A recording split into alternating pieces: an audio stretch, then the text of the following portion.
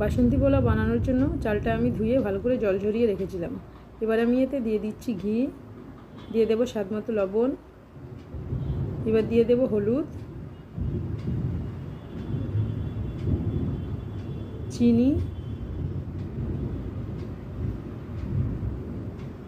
গরম মশলার গুঁড়ো আর দিয়ে দেবো সাদা গোলমরিচের গুঁড়ো। এবার দিয়ে দিচ্ছি আদা রসুন বাটা। এবার আমি চালটাকে ভালো করে মশলার সাথে মেখে নেব।